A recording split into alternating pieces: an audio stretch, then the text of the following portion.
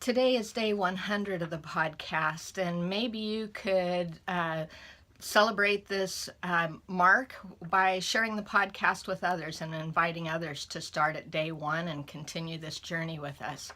We're still looking at Jeremiah as a boy being called into ministry, and Jeremiah recognized that when he was called, he was then required to cooperate with the Lord. So a calling makes this place for cooperation to be needed. So I want to read Jeremiah chapter 1, starting at verse 11. And the word of the Lord came to me, saying, "What do you see, Jeremiah?" And I said, "I see a rod of an almond tree." Then the Lord said to me, "You have seen well, for I'm watching over my word to perform it."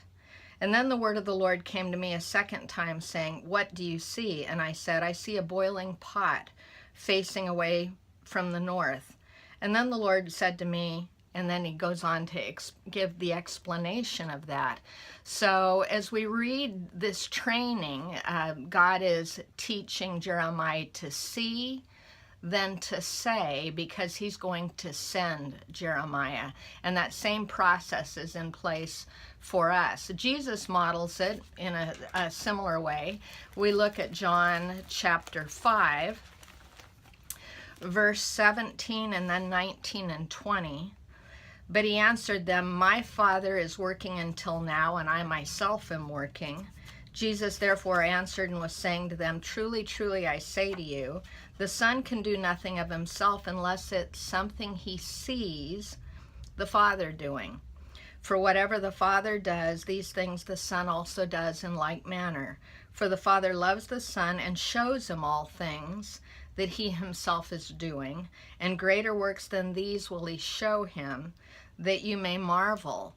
So here is the Son of Man learning to see what the Father's doing, and then that's what he does.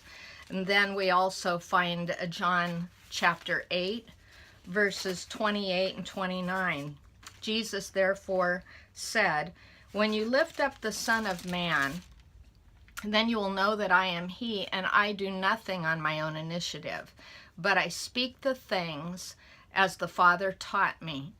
And he who sent me is with me. He has not left me alone, for I always do the things that are pleasing to him." And then once more in John chapter 12, verses 49 and 50.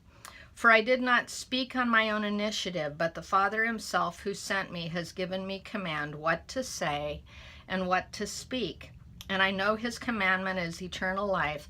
Therefore the things I speak just as the Father has told me." So Jesus is modeling something. We saw it in the prophet Jeremiah, and this is the way God would raise up spiritual sons, spiritual children that he can work through. And so today's question is, how are we teaching our young people to listen, to learn, and then to lead?